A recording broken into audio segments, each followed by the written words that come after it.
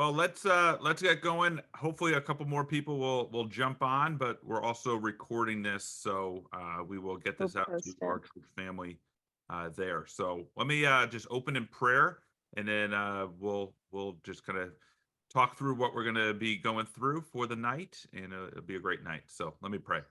Lord, thank you for the opportunity for us to tonight just learn more about some issues that we as Christ followers need to take more seriously. And Lord, I just pray that you help us to understand the issues, but also as Christ followers, what our responses can be and how we can be um, part of the solution and part of your plan to restore lives in the world to the way that you intended it. And so guide us in that. Thank you for Michael and for him being a part of this and his just calling to help. And Lord, I just pray that you're with him as he speaks to us tonight. In Jesus' name, amen. Amen. Amen. So we're gonna just kind of take it in three parts. So kind of what's the issue? What are the issues behind it? Then what is Amirah doing for that? What can we be doing as Christ followers? And then we'll do some question and answer. So Awesome. go for it. Yeah, great. Well, thanks for inviting me back, and I'm excited to just reconnect with BlackRock. I was thinking about this. It was 3 years ago, next 2 months from now, that I took a huge gamble and left a really amazing job at a really amazing church to come be a part of the anti-trafficking movement up in New England, because I had this sense that these women are worth it, and this issue is urgent. It's an emergency, and if the people of Jesus only knew what a world of difference we could make. And so one of the first churches that I actually got to, like, after taking that step of faith and moving up to New England, and then just praying, oh God, let your people see this and respond with your heart. One of the first churches that I just walked into with the story of trafficking in the US and in New England was BlackRock, and sitting in a room with you, Don, and Jeremy, and I think Larry, who has since retired, and just your warm hearts and kind response and just sort of immediate Christ-like compassion that was poured out in that moment, and then to step into partnership with us these 3 years later is pretty incredible. And that was the first of, by God's grace, really kind of a snowball of, we went from, I think, like 10 or 11 churches that were partnering with us, and then a lot more that were sort of engaged on some level, to like nearly 100 church partners now, and just all sort. But it was like just the beginning of God doing some really special things in terms of his people being involved and jumping in. So this is fun, and I hope that this recording serves the people of BlackRock well. So yeah, let's do it. Let's go in that order and just talk a little bit about the issue. So I'll take a minute just to talk about the issue, what Amirah is doing, and then we'll finish with some Q&A. So the issue of human trafficking is massive globally, and some of this I will have shared at BlackRock, but just for the sake of being comprehensive, according to the International Labor Organization, there are around 40 million people enslaved in the world today. And there's two broad categories for trafficking. One is labor trafficking, and the other is sex trafficking. Generally, I don't delve into this level of detail if I'm preaching at a church on a Sunday morning for a variety of reasons. But if you dive into the money, where's the money being spent? They estimate it's about $150 billion a year industry. And I mentioned at BlackRock, that's more money than Disney, Netflix, Starbucks, and Coca-Cola made combined in the same year that statistic came out. So it is a massive global problem. 99 billion of those global dollars are spent in sex trafficking. So it's incredibly lucrative. It's a business. And so oftentimes when we dive a little bit deeper into it, we use sort of supply and demand kind of language, because the reality is this issue exists because there is a demand for it. So we work with Homeland Security, the FBI, and local law enforcement alongside Department of Children and Families and other social service providers. And they've told us that the average buyer of trafficking in the US is a man over the age of 40, married with 2 kids, who makes over $100,000 a year. And so the sad reality is the people who are responsible for the demand side of things, for which people are willing to supply these women, are people that look a lot like Jeremy and I, and that you wouldn't expect to be in that world, and yet they are. And so it is a massive problem globally. It's a massive moneymaker, and it is something that's affecting us here in the U.S.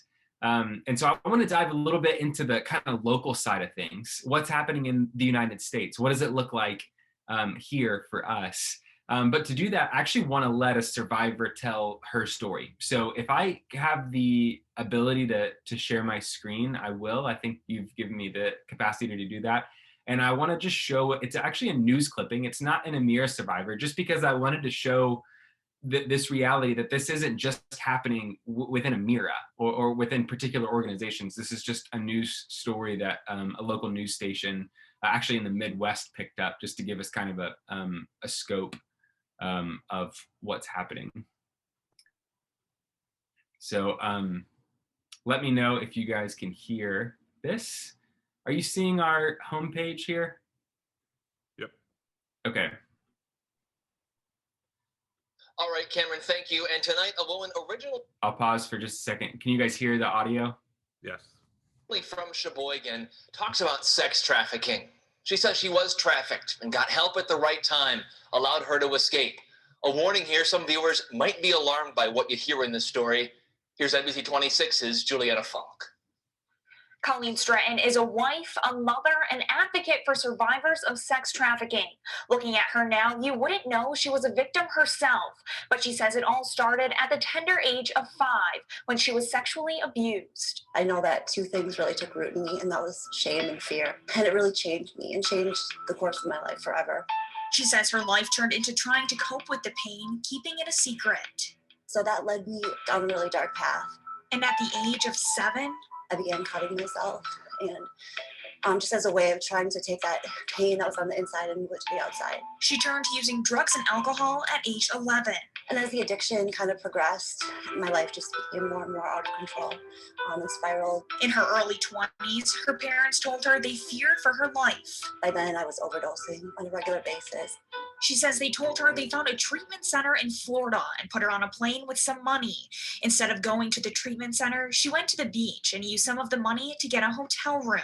When that money ran out, I literally lived on the beach.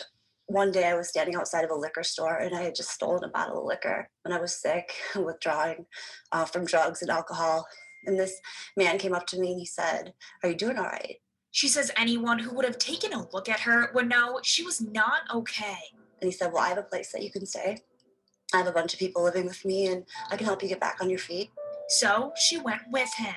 There was really no fear about going with a strange man. Like I didn't care anymore. She says all she cared about was getting off the streets and to get that next high to cover up the pain she was still feeling inside. She went to the house with him where 4 other women were living. She says it was a haze of drugs and alcohol for a few days. He shot me up with heroin, and I can just remember like coming in and out of it and seeing these women come in and out of the house. And one day, he came in with 3 other men, and they all raped me. And he said, nothing's free in this life, baby. So if you want to stay here, then you can earn your stay. During her initiation into the life, she was taken to a stretch of highway where prostitutes walk. The reality set in and of what I had gotten myself into. Colleen felt like she had no other option, that no one would want her or to help her. I felt like I had sunk too low, made too many bad decisions and choices, that this was the life that I had chosen and that this is what I deserved. She says at first her trafficker was charismatic, flattering, and then he became angry, instilling more fear and shame into Colleen. He used to go from girl to girl in the house and he would hold a gun to our heads and he would say, "Which one of you feels like dying tonight?" And then he'd pull the trigger and it would be an empty chamber. Colleen says in these moments, she wasn't afraid to die. She was afraid to keep living and didn't know how to leave. I couldn't see how I had been coerced, how I had been deceived, and that I was just acting out of my pain and just trying to survive. She says the heroin addiction fueled her to stay. She was being sold 10, 12 times a day. Every night, every shift that we were taken out to the stroll or taken out to the truck stop or to motels, we would have to make between 800 to 1,000 in order to be picked up by him.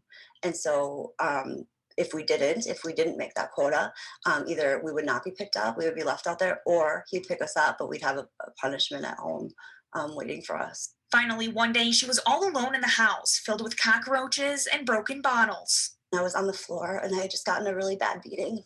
She says she heard the voices of so many women she met while in a treatment center. There was one nurse in particular that was amazing, and she said, you know, Colleen, here's my home phone number. I don't do this very often, but if you ever want to leave, call me day or night and I'll come get you. So she called a nurse. And she said, just keep walking, I'll be there. And she did. She picked me up and she got me into a treatment center that was 5 hours away. She stayed at the center for almost a year before returning to Wisconsin. I went back to using drugs and alcohol again. And in 2009, I ended up in jail again. She says she was all alone in a cell detoxing. The only thing she was given, a Bible. So she met with a chaplain and began her true healing process. I can tell you that apart from Jesus, like there's no way that I would be here today with the life that I have today, with the peace and the healing that I have today. Colleen, now a wife and mother to 4 beautiful children. I had a doctor tell me after I had left the life that the chances of me being able to have children would be very small. I'm just based on all the injuries and the things that I had sustained. And really to have the life that I have today, to have 4 healthy, beautiful kids and a husband who knows my scars, who sees my scars and thinks that I'm beautiful anyway, really just speaks to the heart of who God is. Colleen now uses her own story of survival to help other survivors of sex trafficking. So we'll stop them there, but I wanted to show that video just because I wanted to put a face to it and a story to it so that we move past statistics and concepts, and we recognize that each one of these statistics represents a human being. I hesitate to share her story somewhat only because I don't want to create a caricature. Not every survivor's story looks exactly like hers, but one of the reasons I chose hers was because there are several commonalities and maybe 3 things that we could zoom in on among a variety of things that we probably should zoom in on and would zoom in on if we had more time, but 3 things we'll do for now. So the first is vulnerability. So one of the things that leads to trafficking in the US is prior vulnerability. So you noticed in her story, she was a victim from a very early age of sexual and domestic abuse, which led to self-harm, which led to running away, which led to homelessness, which led to addiction. And it's quite common in the life of survivors of trafficking domestically that they will have had some vulnerability. And not every vulnerability looks like hers, but oftentimes it does. And our executive director, Mary Spetta, who's working on her doctorate in law and policy and how national laws affect these sorts of things. One of the things that she's focusing on in her research is the relationship between the opioid crisis in New England and the prevalence of trafficking here, because it does happen at a higher rate in New England than it does in other parts of the country, and in fact, alarmingly so. And one of the reasons for that, we can trace it back to some of the nuances of the opioid crisis and how it affected our region of the country before it affected other regions of the country. But you can see within that sort of waves of cause and effect. So the first thing is vulnerability. For many of these women, there is a place of vulnerability. The second thing that I want to focus in on is grooming, this reality of grooming. So to maybe answer a little bit of the question of how do victims of sex trafficking in the US, which can be men, women, boys, and girls, but is predominantly women and girls, overwhelmingly so. And so we'll focus on them for these purposes. How does a woman end up being trafficked? What does that look like? Well, within her story, there was a moment in the video that the first time that I saw that and was listening to this news station tell her story, she's standing outside of a liquor store at the end of her rope, withdrawing and homeless. And she said somebody walks up to her, and I got this sense of like, this is the Christian, this is the Good Samaritan. And he asks her, "Are you all right?" And I thought, of course, that's it. That's the and but it was the priest walking by, right? Because it was actually somebody there who was intentionally looking for vulnerability to prey upon it. So I've sat on panels dozens of times in Connecticut, Massachusetts, and across New England, there with a detective or a representative from law enforcement who have said within 24 to 48 hours, a young woman who runs away will be found by a predatory pimp or trafficker. So they're extremely proactive, looking for women who have vulnerability, and that vulnerability has led them to a place like, prior to the advent of the internet, our U.S. Department of Homeland Security used to have a statistic on their website that said 70% of first-time trafficking incidents happen at places like truck stops or shopping malls, because that's where young women would run away. And then there's a grooming process that takes place. And so we talk about two types of pimps or traffickers. One is the guerrilla pimp, and that's what we maybe imagine because of Hollywood. So this is sort of like reminiscent of Liam Neeson in Taken.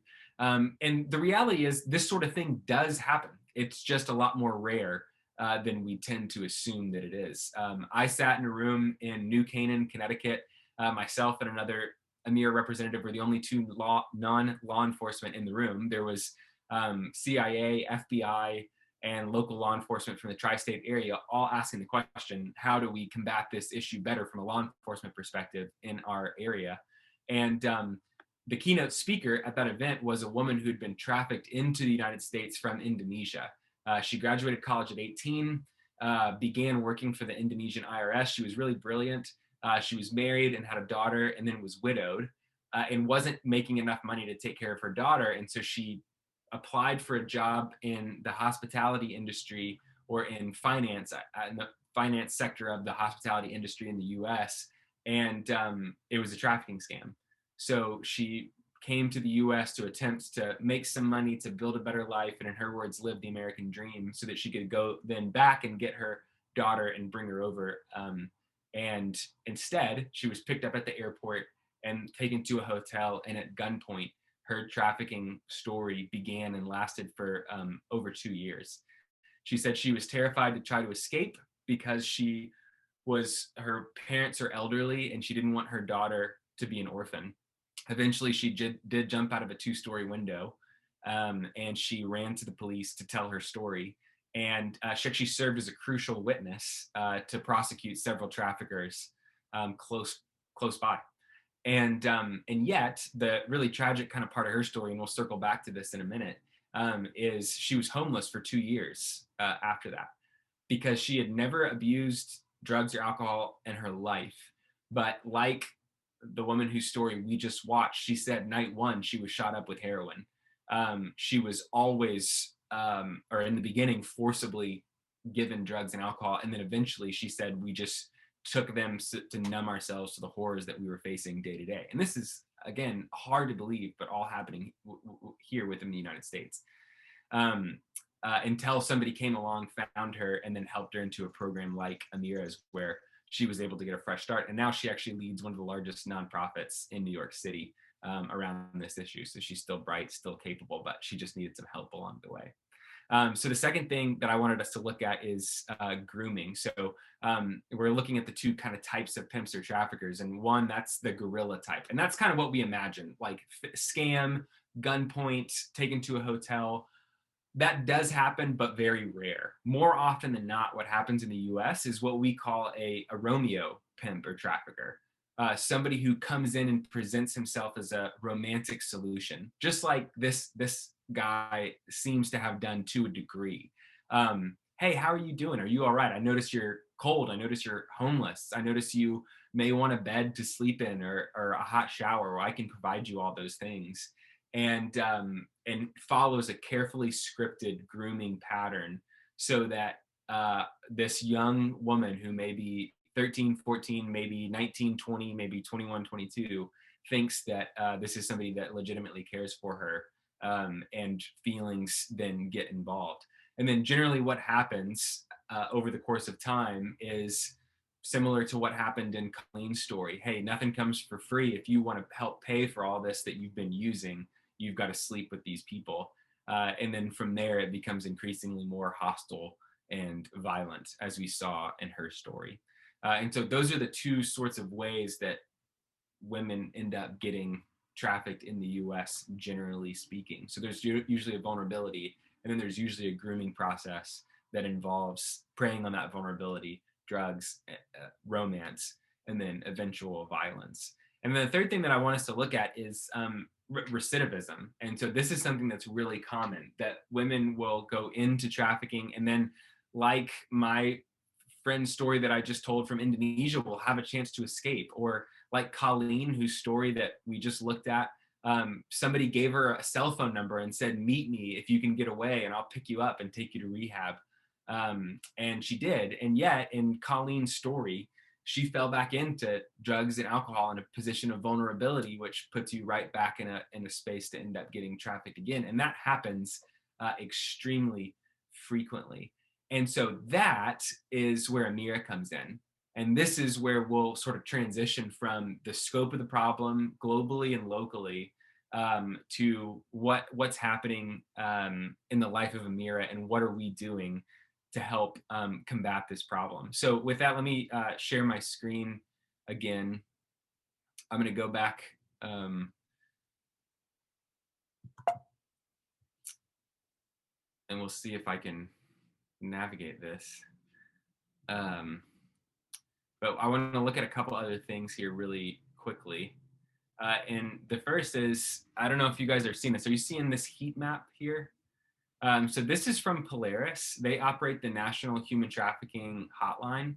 So these hot zones, or hot spots on this map, represent calls and then confirmed cases of trafficking within the US. So it's not just reports. This is police officers went to investigate and confirm that there was indeed trafficking. And you can see there's some trafficking over here in California in major cities or near the border. There's a hot spot in my hometown of Houston and near Miami. And the thing that I was not ready for, though, was that the hottest, most concentrated zone on the map is up here in the Northeast corridor. And one of the things that we found within the issue of recidivism is this reality that unless, like my friend's story from Indonesia that I told, there's some place for a woman to go where she can be safe and recover and not be fearful of her trafficker finding her, have addiction recovery services, have love and support sort of poured into her. Chances are, law enforcement will estimate that it'll take almost 7 times before a woman finally is able to fully exit the issue of trafficking. And you can see, if we zoom in on that same kind of zone that we were just looking at up in the Northeast corridor, these are all of the safe homes that are represented across New England. And experts will estimate that there are enough safe homes for not even 1% of women to escape trafficking as is. But you can see this one's ours. We were actually the first on the map in all of New England, which is kind of amazing because we recognize this reality because we were formed by a member of law enforcement who recognized this reality. Unless there's some safe place for these women to go, even for me as a member of federal law enforcement, there's nothing I can do for them. And so we get to be the first in New England and then help a couple others start. And then since then, we've built another one here. And then we've got a third dot coming in Lynn, Massachusetts, for where we've got our community resource center. And so we exist to help women exit. We exist to be that exit ramp, to work in conjunction with them if they're able to escape themselves, with law enforcement if they move to intervene, or with sort of private nonprofit institutions who work to help these women as well. So let's take a little bit of a dive into, okay, so what do we do? What does that actually look like? Well, within Amirah, within our organization, we exist to help survivors of sexual exploitation find hope. And we say that our mission is to provide a refuge for those who are seeking to break free from exploitation and heal in community in their journeys of lasting hope.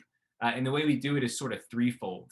One is outreach, and that's the piece of actually helping women escape, helping women identify, recognize what's happened to them, and learn that there's a way out. And that way out generally is through our residential programs, which is sort of the main thing that we do and that we focus on. We can dive a bit more into each of these in sort of Q&A time. I don't want to ramble on or give you more information than you want, but in general, when a woman comes to one of our residential programs, she goes through 3 phases. So phase 1 is just trauma-informed care. So when women come to us, it's from some level of recent exposure to the horrors of sex trafficking. So she may have run away and been homeless for a little bit before she found us, or she may have come straight from a trafficking situation. And either way, it's sort of like when you pull a pot of boiling water off the stove, it's, even though there's no direct heat source applied to it, it's still chaos. And so phase 1 is just surrounding them with love, concern, care, a safe place for them to live, a community around them, and expert trauma-informed therapy. Phase 2 is vocational training. So we continue the trauma-informed care, but then we help them work to create job skills and find a job. Or if they want to go to college, we'll pay for them to go to school, which is pretty amazing, so that they have a way to support themselves after Amirah. And then phase 3 is transition independence. So that's helping them gain life skills. If they have any legal issues that they need resolved, we'll help them with that. We help them find affordable, sustainable housing. We open up a bank account for them in that season and start putting money into it so that they have a nest egg when they graduate. That's generally what happens when a woman goes through our program. And then the last thing that we do is education. So that's educating both kind of the general public and then experts, policymakers, law enforcement officers, social workers, things like that. And I think in 2021, I think we had the ability to educate over 17,000 people, general public, and then experts. So that's a little bit of an overview. And the thing that we come back to as an organization is we exist to be that exit ramp. We exist to be that place where she has a safe, warm space to recover and become all she was meant to be under God. And so our logo is the butterfly. And the idea is that when a woman comes to Amirah, this is like the cocoon. It's the safe, warm space where she can transform, grow wings, and become all she was meant to be under God.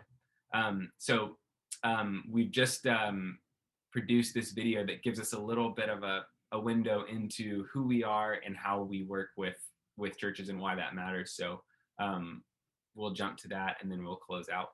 I think a lot of people, when they think about trafficking, they think about it as something that's happening sort of metaphorically over there somewhere. But the reality is it's happening in our neighborhoods. It's happening in our midst.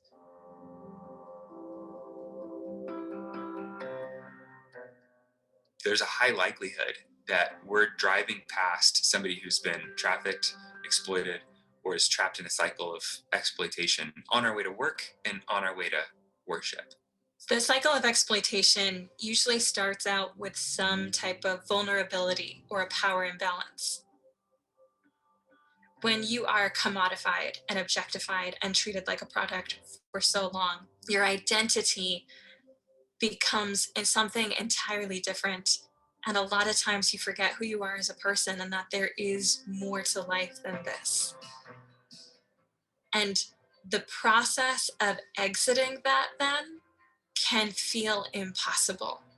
But all it takes is one safe person, one safe community. And that's where we step in at Amirah. Our goal is to reach women wherever they are. And so by putting ourselves into the community, we connect with women who are embedded in a multitude of places. We let them steer the ship when it comes to the kind of hope that we provide. Maybe it's housing assistance. Maybe it's medical benefits. Maybe they just need somebody to talk to that understands, that won't judge, that can finally give them a place where they can safely talk about what they've experienced. When churches engage with our work, it's a picture to the world of what Christ has done for us. When churches volunteer, when they step into the home, it's a picture of Jesus stepping into our world, taking on human flesh. When churches support us financially, it's a picture of the generous heart of the God that we worship.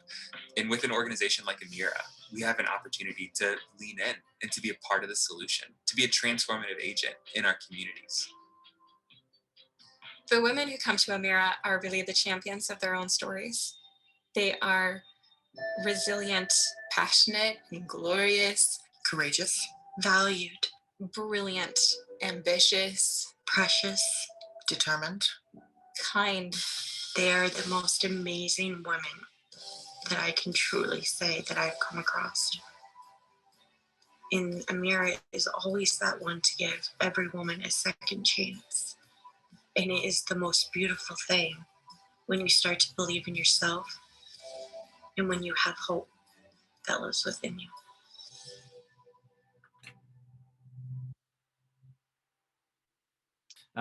But I want to just kind of close with this. When I was at BlackRock in June preaching, we had a couple Amirah volunteers come that day to assist. And one of those volunteers is now on staff just because she's incredible and she was too good of a volunteer. We scooped her up and she had the right training and all that. And but she asked one of the survivors in our Connecticut safe home what she would want BlackRock to know. She asked, thank you for stopping that. She asked, what would you want them to know? And that's honestly kind of scary as a staff member, because you're like, what if she's like, help, like what if she's like, this is hard, or I don't know, like she could have said anything. Like it was a very open-ended question, like, what do you want? I'm going to this church, we're going to talk about trafficking, we're going to talk about your experience, what would you want them to know? And she told me what she said, and I said, please write that down. And she said this, when this is Cheryl's account. She said, when asked what she wanted the church to know about her experience, Amirah participant R didn't hesitate to answer. She explained how important it is that people know that Amirah is not just a program, it's a home and a family. For a successful recovery journey, she needed to relocate from far away to a place completely unfamiliar to her, where she knew no one. She was bracing herself to find a halfway house or shelter type of situation, something barely a step up from her previous experience. Instead, she found in Amirah a loving, supportive, beautiful home and family. She's progressing in her recovery, working full-time, building healthy friendships, and is now exploring a return to college. She said she's comforted and empowered to know that Amirah will not desert her, even as she continues in her recovery and independence. She knows she will be supported each step of the way. And this is a woman that my wife and I know well. We volunteer every other Thursday, go have dinner with the women. And it was not too long ago that we were giving her a ride home from her new job, where she's doing really well. And the whole time, the whole ride home, she had her boss on speakerphone because he was just heaping her with praise at what a good job she was doing. And I think she wanted us to just share in that moment with her. And when we got to the home, she said, okay, I gotta go. I just got home, and she hung up, and we were in the car, and Tate and I turned around, and she freaked out, and we freaked out with her. And we just had this sort of celebratory moment of how well she's doing after coming through some pretty harrowing things.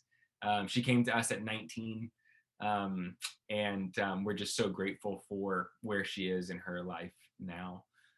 Not too long later, we were driving her home again, and there was a woman on a bridge walking towards us, pushing her belongings in a shopping cart, clearly experiencing homelessness.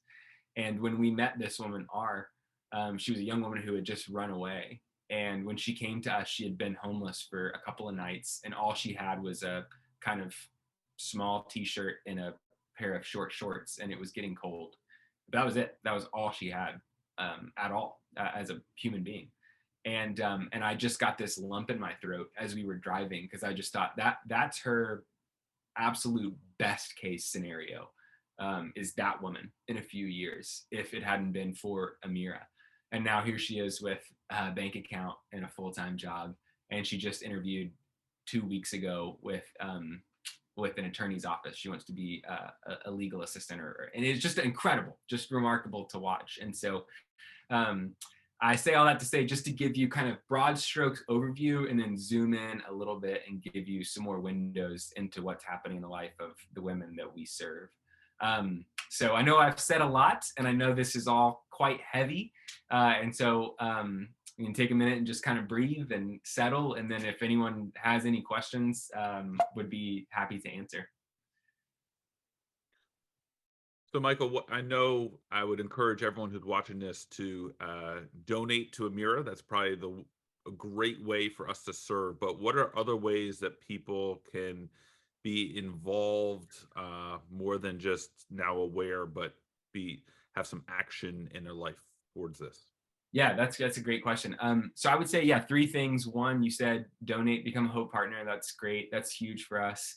2, I would say look into volunteering. We said it in that video. That is truly a picture of Jesus. When volunteers from local churches step into these homes and are there for no other reason, there's nothing transactional about their presence, which is already healing to the women.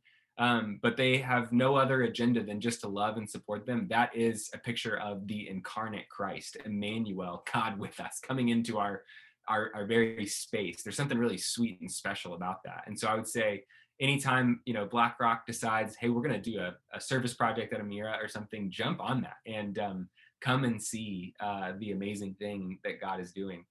And then the second thing, or the third thing I would say, is through prayer. We really value that, and we believe that prayer is the work. We don't think that it's tangential or comes alongside the work or supports the work. We think that prayer is the work. We're going to offer the highest level of trauma-informed care. We're going to provide them medical assistance, mental health assistance, therapy.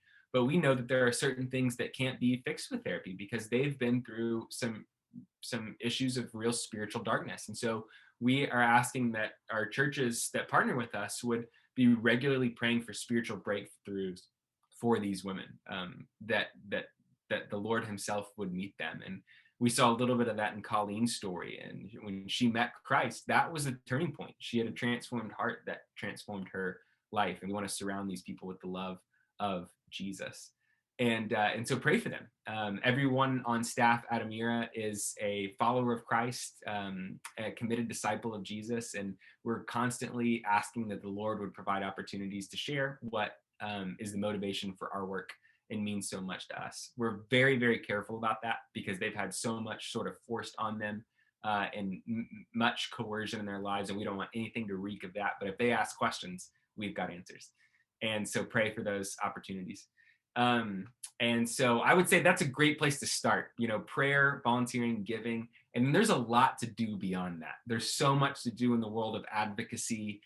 You could be the next person that goes, we need more safe homes, and you could be responsible. I don't know who would end up watching this, but whoever that is could be responsible for building the next safe home in New England and creating the next dot on that map. That could happen.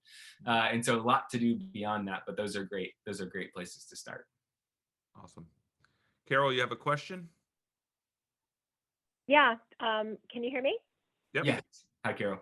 First of all, I want to thank you very much. I actually was at that BlackRock Church service in June where you spoke, and this is something very important in my family that has been fighting actually for centuries for human rights.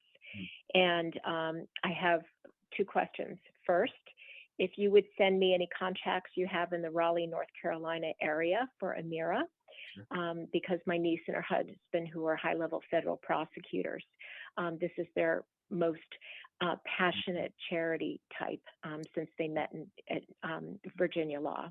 Wow. And second of all, I'm nowhere near, my extra bedroom being a safe house, but I would like to volunteer in some minimalist way. Now I do travel an hour to get to Black Rock Church every Sunday to attend services from New York, Westchester County. And I just want to say, whatever I can do, minimal donations is a starter, but certainly I would rally among some very wealthy friends that I went to high school as a female athlete and trailblazer since high school. So, that's something I appreciate about Amirah. Thank you for your help. And I do have one other question. I have an older sister, 14 years older, who, after coming home from Woodstock, was not allowed back in the house. And so she went to my grandmother's house in Cambridge, Massachusetts, where my grandmother put her in Narconon right away. And then she hitchhiked out to California. She had a lot of very unfortunate events. And one guy, I guess my sister ended up being trafficked. And the guy broke both of her legs and both her arms and threw her down the stairs.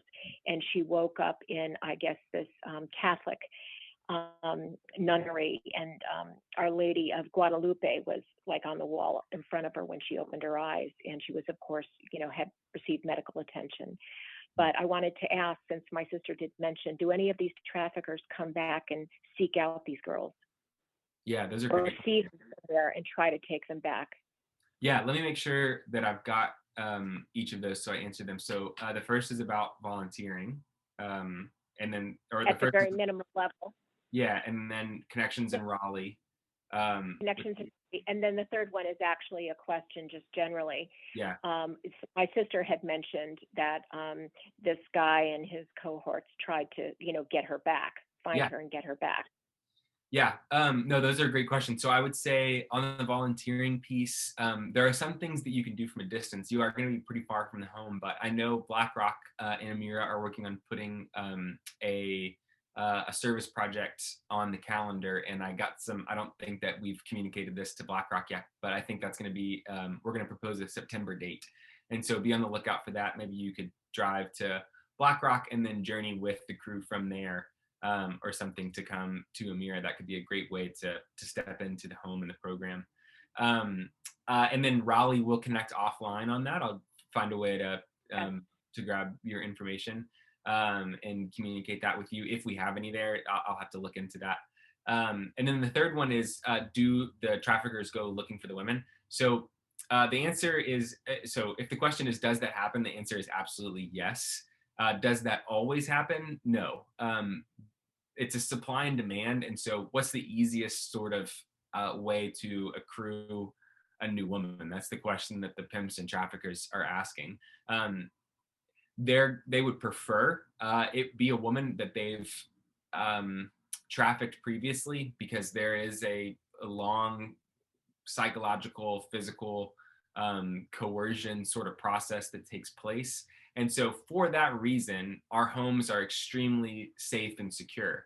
So if Black Rock does come and do a one-time service project, everyone in that group will have to do a federal level background check, not just a sort of local background check, but federal level.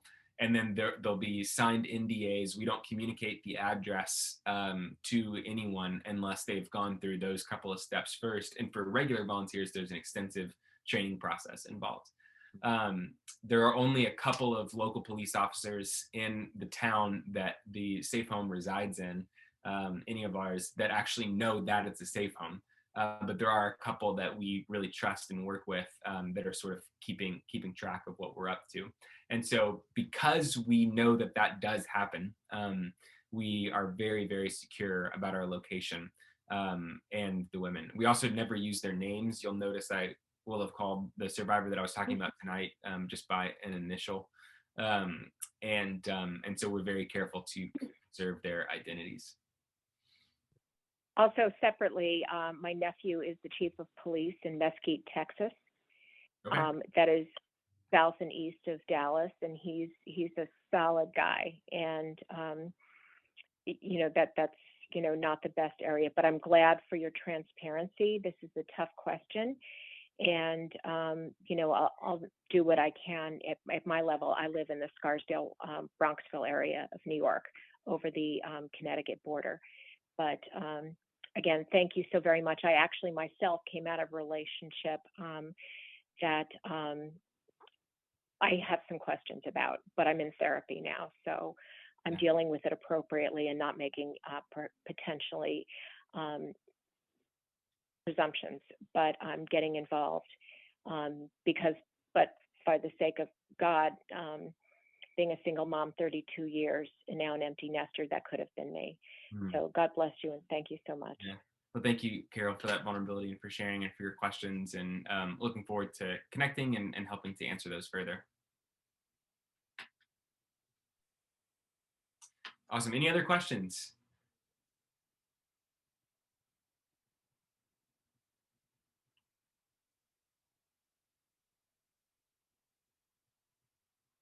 Can I go back to something that you said before when you were describing the type, the over 40-year-old, 2 kids, and and you with their involvement, does that mean on all levels that they're customers as well as? Sorry. Oh. Yeah, that's a good clarification. No, that is the buyer. That's what police refer to as the John. So that's a very specific description of that one group, not a overarching description of who all's involved. And then I know you've shared this with me, but what is the average age that a girl gets into or gets into this? That's what staggers me. That's a great question. So different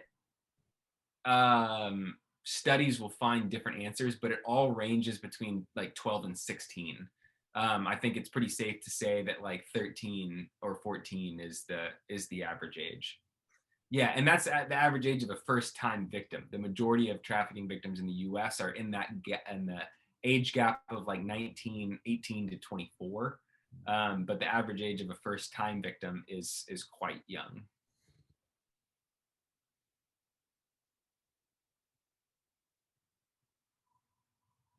Michael, just one more question. What's the percentage of girls that are rescued, whether through Amirah or other means?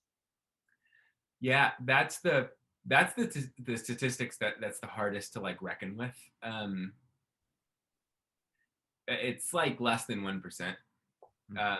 It's pretty harrowing, and that for me is like, that's why I would stop everything for a few years and jump in and just say the work's not being done, and it can be done, it needs to be done. And the beauty of that is in the last 3 years we've gone from 1 facility to 3, and we've created more space for more women than ever. Right now there's not a lot of hope, but that's why we're working really hard to provide as much hope as possible. Michael, you share with me that the law enforcement knows a lot more women that could be rescued, but there's just not enough beds and places to help have them get the help. And is that still true even after 3 years, or is that getting better, or is that still the reality that it's certainly getting better. The fact that we now have so we do the 2 traditional safe home models, and then through the Community Resource Center, that's we provide independent housing for every woman that we work with through that, and so that's pretty amazing actually. So they're but no, that reality remains, and a lot of it is we have a lot of work to do in terms of just educating law enforcement in general, because the lines are so blurred between like sort of prostitution and trafficking. A lot of times police officers don't know that what they're looking at is a trafficking victim. That's a victim of commercial sexual exploitation. They think they're looking at somebody who just woke up and decided that they wanted to be a prostitute.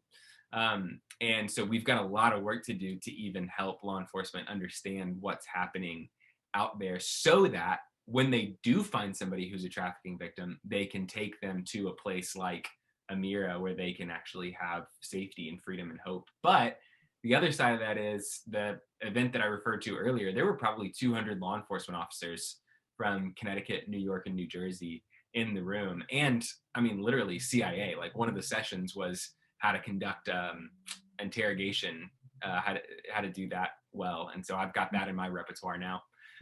But they were asking the question, like, how do we do this better? How do we help more women find freedom? So yeah, so there's a lot of good work being done. And Michael, thank you so much for taking some time to share with us in our church. And again, BlackRock, I encourage you to give generously to this ministry, to serve and to pray. If you don't know how to get involved, go to the website and jump in, or contact us at the church, and we'd love to get you plugged in there. But you guys are doing an amazing ministry. We love the partnership, and just thank you for what you're doing, and we are praying and standing behind you with this, and supporting you guys. So thanks again for tonight, and really appreciate it. Thank you, Jeremy, and thanks, Don, Susan, Carol. Thanks for everyone jumping on, and everyone at BlackRock. We're so grateful for this partnership, and we wouldn't have been able to expand even once, much less twice, if it wasn't for partnerships like this one. So thanks for letting us be a part of this, and bring a little bit more awareness, and hopefully a little bit more hope that God sees this, he's moving, and he cares. And we're you know just what, grateful. Michael, will you just close us in prayer? Speaking of prayer. Yeah, absolutely, would love to. God, thanks so much for today. Thank you for BlackRock Church. Thank you for the ways that your gospel is ringing forth from that place. The good news that Jesus has come to rescue us, to bring us home, that we can spend eternity with him. And that came at great cost to him. Thank you, Lord, that he then looked at us and said, love one another as I have loved you. And so, Lord, thank you for churches like BlackRock that give sacrificially, like Christ, so that more people might have hope, have an opportunity to hear the name Jesus and be saved by your gospel, and that slaves would be set free, and prisoners released, and the yoke removed, and the homeless housed, and all these things that you care about and you teach us to do in your word. So Lord, this is just a prayer of gratitude, and God, we ask for even more. God, would you do more through Amirah? Would you do more through BlackRock, to help more people find hope? In Jesus' name, we pray that. In Christ's name, amen. Thank you. Awesome. Thank you so much. God bless y'all. Appreciate you. Bye-bye. Thank you. You too.